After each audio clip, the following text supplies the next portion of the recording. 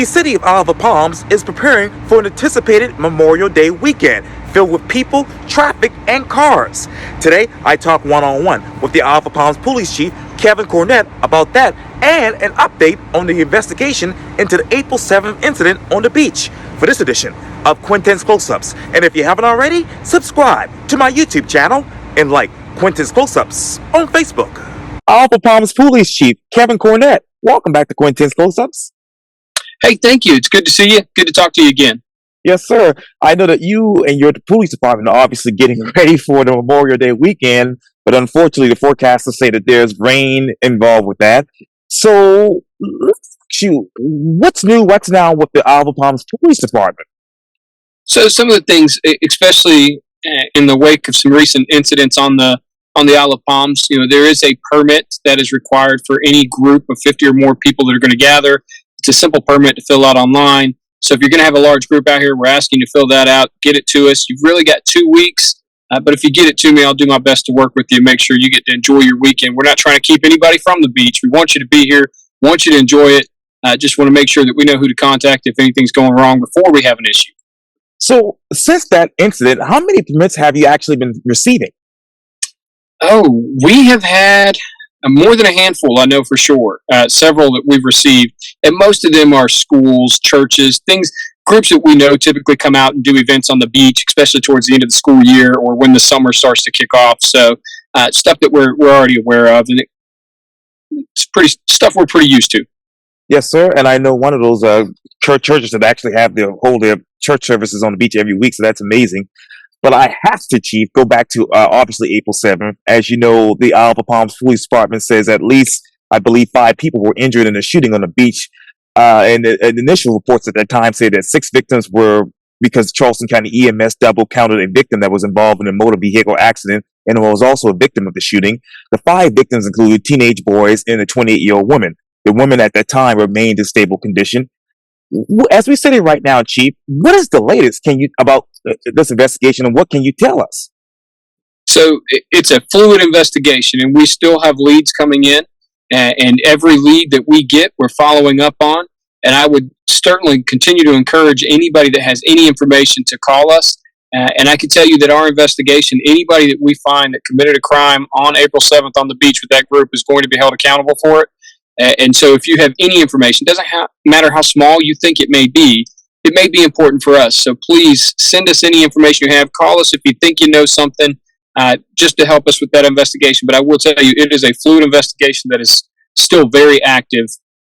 Right now. And Chief, as timeline-wise, when do you think this particular investigation will conclude? I had a drill sergeant when I was in basic training that said, slow is smooth and smooth is fast. And I think that's probably the best information that anybody has ever told me. I've used that and I apply it to so many different things in my life.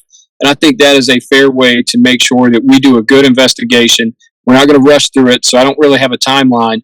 But I'll tell you, we're going to take our way to methodically work through every piece of evidence, every lead, every tip, every phone call, every video, everything we have. We're going to work through it to make sure that we hold the right people accountable for the crimes that they committed. So I don't really have a timeline for you, but slow is smooth and smooth is fast. And I know you can't go into too many details about the investigation, but tell me, Chief, how many phone calls have you received thus far about this?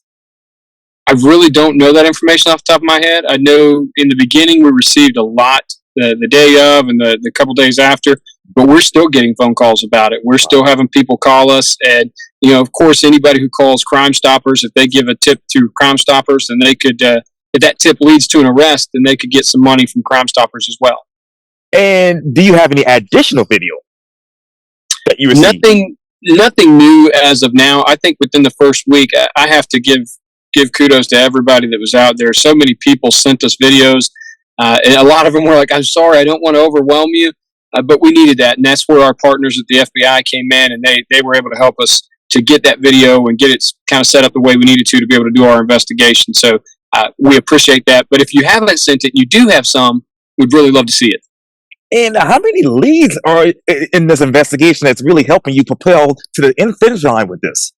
Yeah, that one's hard to say too. I know because we had leads coming in the day of, the days after, and as I said, we're still getting phone calls. We're still getting leads. And so I really don't know how many off the top of my head. but I do know it's still active and people are still calling. And if you haven't, you do have information, call us. Share that information with us. Yes, sir. I'm trying to hold on to this umbrella here while I'm talking to you. But let me go back to that day, April 7th. Obviously, police said the shooting took place near the Alpha Palms Pier around 5:15 on that Friday. Authorities are working to get two fights on the beach under control when shots rang out. So, Chief, when did the first fight initiate? So the first fight was a relatively short fight. It was under control really quickly, and those individuals were transported off the beach. And then the second fight took place. Officers were actively arresting individuals for that fight when the shooting took place. So, when did the second shooting transpire? There was only one shooting. Okay, okay. Oh, I'm sorry. Second fight. I'm sorry. So the second fight was right, as I said, they were arresting individuals when the shots took place.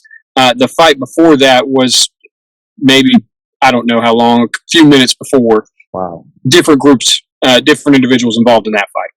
And you say different groups involved in that fight. So do we know what schools, districts were involved with this school fight? Well, students from those school districts? We're still trying to figure out exactly who. And so we're working with the school districts, we're working with school resource officers and our partners from all the other local agencies to help us with that so that we can get that clear answer. So I can't give you that now because I just don't know off the top of my head. And as we sit here right now, a month later, Chief, do we know what was the key factor behind all of this? Not yet. I mean, we have some ideas, but nothing that we want to go public with just this moment. But I will tell you, when we get the information and we make the arrest for the individual that was involved in the shooting, we'll give as much information as we can give at that time while still protecting the prosecution of that case. Now, at that time, Chief, did your city have enough assistance for this incident? So that was a difficult thing for us. We were not made aware of the incident or the senior skip day being a large crowd coming to Alpha Palms until that day. As soon as we found out, we tried to get resources. We had resources from Charleston County Sheriff's Office that were there with us. We reached out to our partners over at Mount Pleasant, and we had as many officers as we could get in a short period of time. And then once the incident took place, of course, we were able to pull officers from patrols all around the Tri-County area. Now, how many patrol officers or officers in general did you have on the day of this incident? For us, we have a small police force, and I will say we had 50% of our police force was on the beach, and then myself and at least one other officer were still in the parking lot. So we had over 50% of our agency here working for this event, and then we had help from Charleston County Sheriff's Office as well. Now, how many of your officers, I know it's a small staff, but how many of your officers were actually on call that day? Well, everybody that was on call was there. So we had, as I said, we had about 9 on the beach itself. And remember, while we're staffed for 22, we're not fully staffed when this incident took place. And we had 1 in the academy. We had some in field training. So we didn't have 22 officers fully at that point that were available.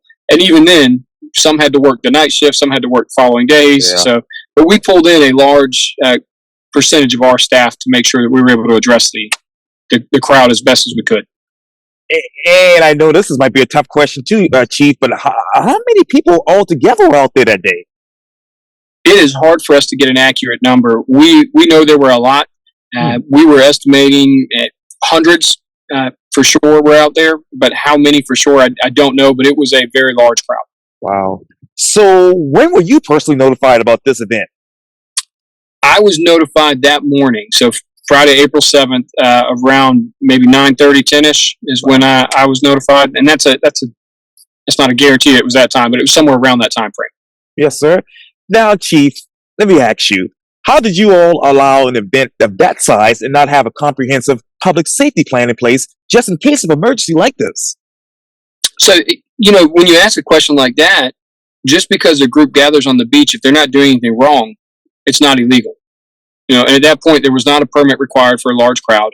And the crowd that first came out, they were doing what you expect high school kids to do. They were playing football. They were having a good time. And anybody that was violating any ordinance at that point, we were pulling off and we were addressing those incidents. It doesn't matter what plan you have.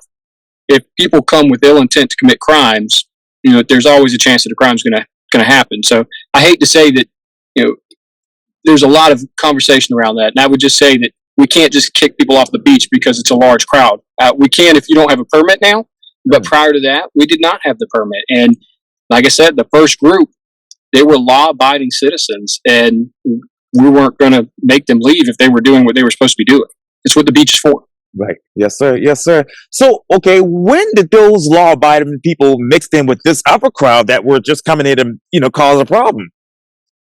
We would say around when the fight started is when we realized that we had some people in there that were going to cause issues, and we called for assistance from Mount Pleasant and Charleston County. When we saw that, and we said, "Hey, we need to get them off the beach at this point." And moments after we made that call over the radio is when the shooting took place. Wow. And I'm going political here for a second, but in light of the tragic shooting that took place on Friday, April 7th, do you believe that the 2017 Olive Palms parking plan will be amended? I have no clue how that's going to be addressed with the parking plan. That would be something more geared towards city administrator or city council. And if they do go with this hypothetically, Chief, will that allow the Olive Palms to go with a general parking island-wide on the state roads right of way? Yeah, again, all that's kind of out of my purview. That's going to be something that's going to be decided by city council and working with city administration and SCDOT. Yes, sir, absolutely. So let me fast forward and talk about the summer. Okay. So with that, with the new plan in place as far as permits, how do you all actually prepare for the summer crowds and the traffic? We have reached and had conversations with all the beach communities, with the sheriff's office, with Charleston County Emergency Management, Charleston County councils, city councils, city administrators. We've all met to make sure that we've got something in place, a plan to ensure that we have staffing for these weekends. Obviously, we know weekends like this Memorial Day weekend, we know are busy weekends.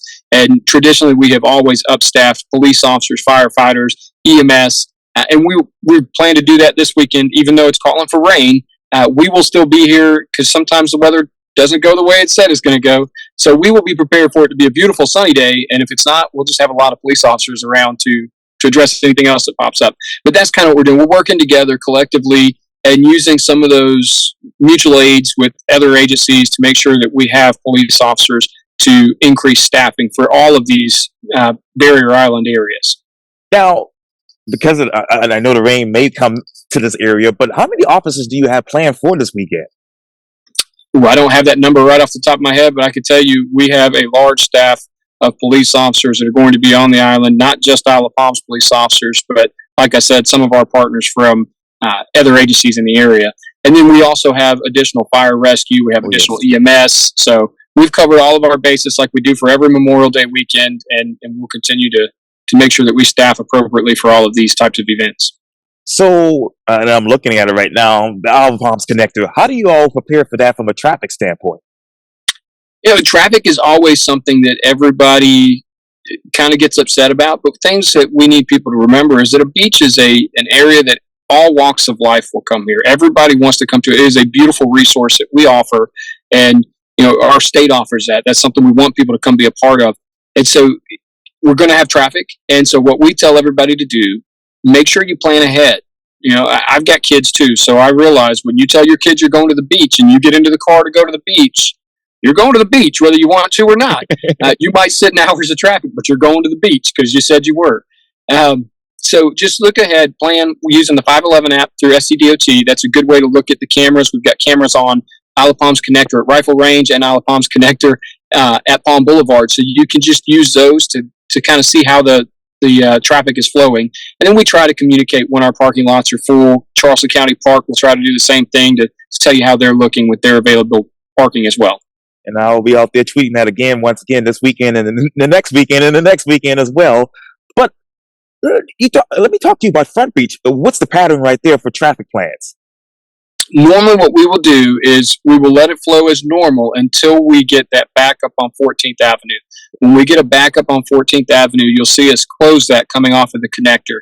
I know a lot of people think it's because we're trying to keep you from coming, and that's not the case. What we have to do is control that intersection, because if we let traffic back up, then we get that intersection gets blocked.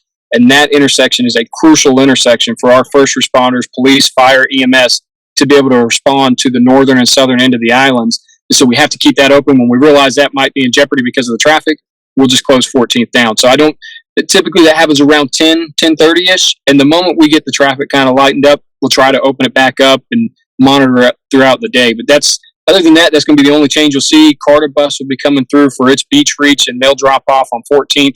But they will come through Pavilion Drive down to Ocean Boulevard and make that turn to drop off by County Park. Now, Chief, I don't know if this is even in existence, but how many traffic officers do you have for that? So for which one? Just for in general for traffic. So for us, it's everybody is kind of there, and we'll because we upstaff our front beach area and just the island wide. We'll monitor and move officers to direct traffic as needed. We'll use our beach service officers to assist with that as well. We make sure they're trained with directing traffic just because we know there's a lot of traffic on Memorial Day weekend, 4th of July, and Labor Day weekend. So we know, and we try to make sure that we've got enough people that can help direct that traffic. Sometimes, though, you're going to get upset because you're just going to wait. And that's, when you have that many people coming to a beautiful resource and a beautiful island, that's just going to be the nature of the beast. You're going to have some traffic there. Yes, sir, absolutely. And if people are going to come to the beach, what can they do and what can they not do? And what can they bring and what can they can't bring? Some of the things we like to tell people is whatever you take out to the beach with you, make sure you bring that back in. Don't litter. Don't leave things on the beach. If you dig your holes, we ask you to bury them back. And most people may not realize how important that is, but we have a lot of endangered wildlife that makes our island home or a nest. And if you leave those holes, you can jeopardize a sea turtle or somebody who's running along the beach when later in the day they might fall into your holes. So we're asking you, please bury those things back up. Other than that, no smoking on the beach, no smoking on the beach access paths, no alcohol on the beach, no glass on the beach. Make sure you follow those things. And the big thing is don't litter. Bring all your stuff back with you. And if you have questions or you're not sure, you can use the Beach Reach app, which is an app that covers all the laws on all of the barrier islands. So you can kind of go there and get some information as well. Alva Palms Police Chief Kevin Cornett, thank you for your time. And again, welcome back to Quintin's Close-Ups. Thank you. Have a great weekend. Likewise.